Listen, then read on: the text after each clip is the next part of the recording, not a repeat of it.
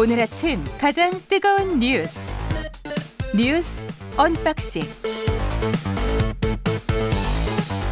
자, 뉴스 언박싱 시작합니다. 민동기 기자, 한겨레 신문 하호영 기자 나와 있습니다. 안녕하십니까? 네, 안녕하세요. 예, 뒤에 저 변호사님 인터뷰가 있으니까 우리가 위안부 손배소는 간단하게 팩트만 짚고 가죠. 예. 이용수 할머니하고 위안부 피해자들 그리고 유족 20명이 일본 정부를 상대로 손해배상 소송을 제기했는데요. 예. 중앙지법 민사 15부가 이걸 각하를 했습니다. 그러니까 소송 요건을 제대로 갖추지 않았다는 이유로 본안 판단을 하지 않고 이제 재판을 끝냈다는 그런 얘기인데요. 예. 핵심은 국가 면제 이론입니다. 국가 면제. 한 국가의 행위는 다른 나라의 사법권 관할 대상이 되지 못한다. 이거를 민사 15부 재판부는 인정을 한 거고요. 예.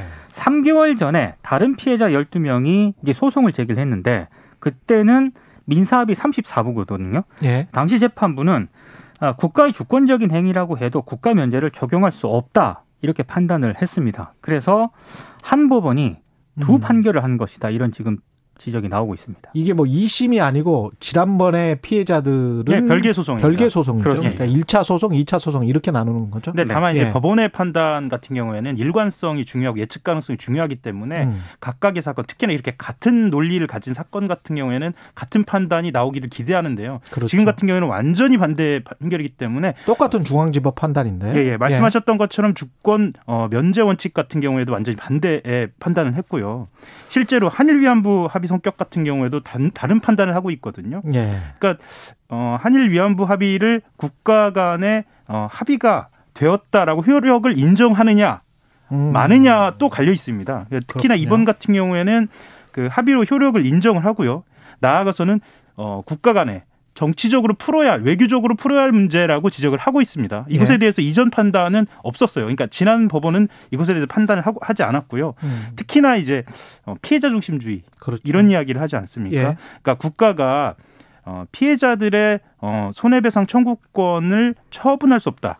그러니까 국가 마음대로 피해자들의 손해배상 청구권을 이래라 저래라 할 수 없다라는 판단을 이전에는 했는데 예. 이번 같은 경우에는 합의는 되었고 그것을 외교적으로 풀어라는 논리이기 때문에 예. 이거는 이후에도 좀 그 논란이 계속될 것 같습니다. 예, 변호사님 모시고 좀 이야기를 나눠봐야 되겠네요. 예, 좀 논란이 큰 것 같습니다. 청와대에 박형준 부산시장 그리고 오세훈 서울시장 같이 이야기를 했네요. 문재인 대통령과 함께. 예. 문재인 대통령이 먼저 제안을 했다고 하고요. 예. 일단 야당 인사만 초청해서 오찬 간담회 가진 것은 지극히 이례적입니다.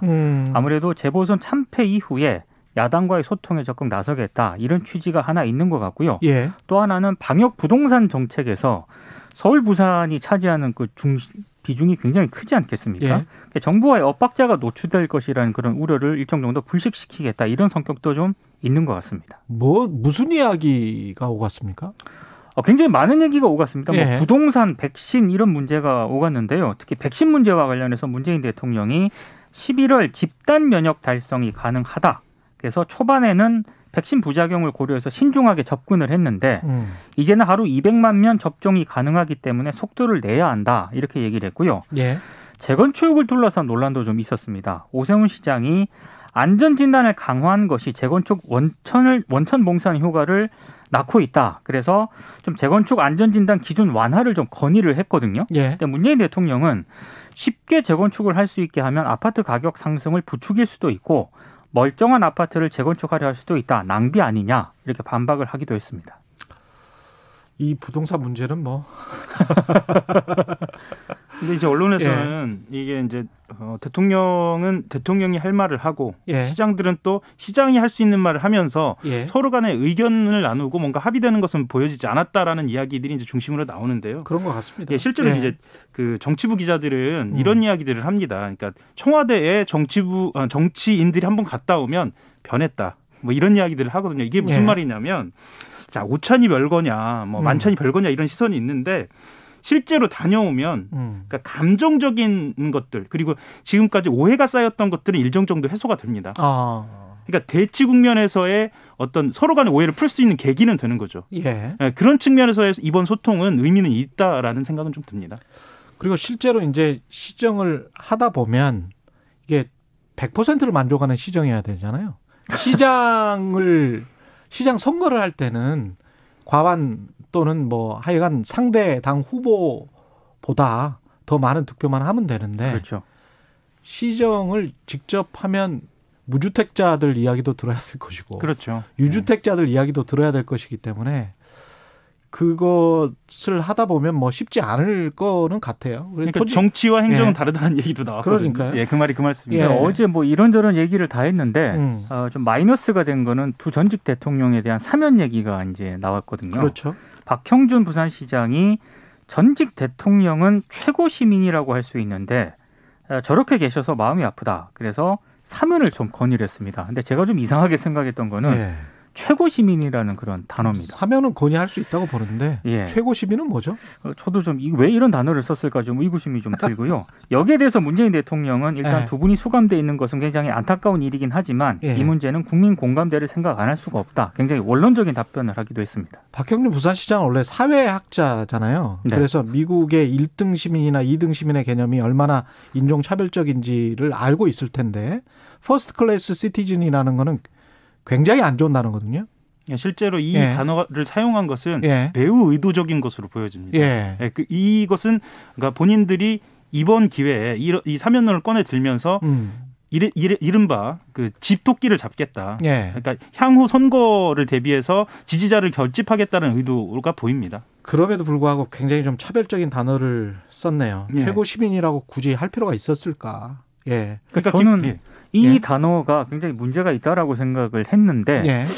조금 이상하게 생각한 것은 상당수 언론들이 이 단어에 대해서 크게 문제의식 없이 그냥 넘어가더라고요. 이거는 왜냐하면 이분이 유명한 사회학자였기 때문에 분명히 알고 쓴 거예요. 네. 이거는. 네. 그리고 이 최고 시민 아니 그러면 국민이 주권자인데 그렇죠.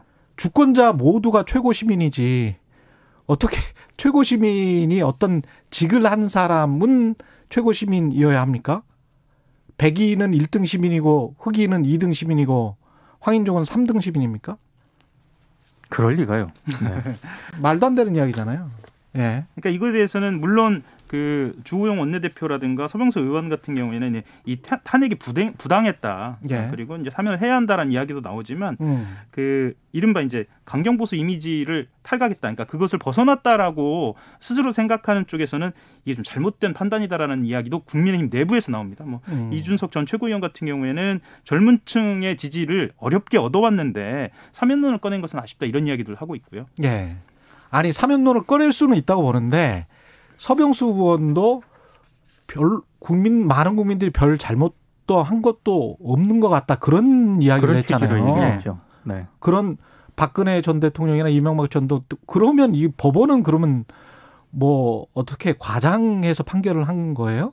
아니 뭐 그런 취지로 얘기를 저는 한 것으로 해석을 할 수밖에 없는 거고요. 그러니까 사면론을 꺼내는 거하고 정치적으로 그리고 네. 국민적 화합을 위해서 사면론을 꺼내는 거하고 이게 법적 판단까지 무시할 만한 그런 발언을 하는 거하고는 정치인들이 분명히 구분을 해야 되는 것이고 예. 그래야 될 것 같습니다. 예. 1시간 20분 동안 한식을 먹고 이런저런 이야기를 한 것 같습니다. 77분이라고 표현했는데요. 예. 그만큼 이 시간이 중요하다는 거죠. 예. 그 백신 이야기 먼저 하고 토지거래 허가구역 제가 오프닝에서 이야기를 했는데 예. 백신 이야기를 먼저 좀 하죠. 예. 지금 상황이 보니까 국회에서 그 보건복지부 장관이 또 강력하게 확실하게 우리가 뭔가 추가 물량을 확보할 수 있다 그런 이야기를 한 것 같네요. 네. 그러니까 예. 이게 지금 접종 효과를 높이기 위한 3차 접종을 준비하고 있느냐. 예. 어제 신현영 더불어민주당 의원이 이렇게 물었거든요. 그러니까 권덕철 보건복지부 장관이 추가적으로 상당한 물량을 확보를 했다. 예. 지금까지 확보한 만큼의 물량을 확보를 했다. 이렇게 얘기를 했습니다. 예. 다만 해당 물량은 아직 계약이 확정되지 않았기 때문에 발표하기는 어렵지만 3, 4분기에 추가적인 물량을 더 확보하도록 하겠다. 굉장히 좀 확신적으로 이런 얘기를 했거든요. 예. 지금 좀 백신과 관련해서는 뭔가 진행되고 있기는 한가 봅니다. 저는 이렇게 국회에서 얘기를 할 정도면은 예. 뭔가 물밑에서 진행이 되고 있지 않으면 이렇게 얘기를 못 하지 않을까 싶습니다. 근데 이게 만약에 한 두서너 달 후에 네. 안 되면 정말 낭패잖아요. 그건 정말 정부에 대한 불신을 자초하는 거죠. 예. 꼭 되겠죠. 저는 이제 그 홍남기 권한대행이죠. 총리 권한대행이 약간 부정적으로 이 백신 공급에 대해서 이야기하는 거하고 이번에 그 권덕철 장관이 말하자면 희망적으로 이야기하는 것에 대해서 어떤 사실관계가 맞느냐라고 따져봤을 때는 권 장관이 이야기하는 것이 조금 더 진전된 것이 아닌가. 한 이틀 사이에 그렇게 희망적으로 봐야 하지 않는가라는 생각은 좀 듭니다. 그러니까 왜냐하면 이게 그 말씀하셨던 것처럼 이 정부의 고위 관료들이 이 엇박자처럼 보여지는 거의 동시에 아닙니까? 이틀 만에 엇박자처럼 보여지는 그렇죠. 것으로 할 리는 없다. 만약에 그렇다면 이건 좀 심각한 문제다라는 생각도 좀 들고요. 그렇죠. 네. 그 사이에 뭔가 진전이 되고 있다. 네. 네. 그러지 않았을까라고 봅니다. 네. 희망 섞인 빨리 좀 해결됐으면 좋겠네요. 예, 저 또한 백신을 바라고 있기 때문에 모든 국민들이 다 마찬가지겠지만요. 그렇죠. 조금만 더 참아보도록 하자고요. 압구정 여의도 토지거래 허가구역 지정을 했습니다. 성수 뭐 52개 구역 정도 되나요? 52개. 그 재건축 규제를 풀겠다. 뭐 이렇게 해서 이제 흔히 오세훈 프리미엄이라고도 얘기를 하는데요. 이 강남권 아파트 매매가가 급등한다라는 그런 분석이 나옵니다. 그런 조짐도 있는 것으로 보이고요. 그래서 이제 서울시가 토지거래 허가구역 4곳을 추가로 지정을 했습니다.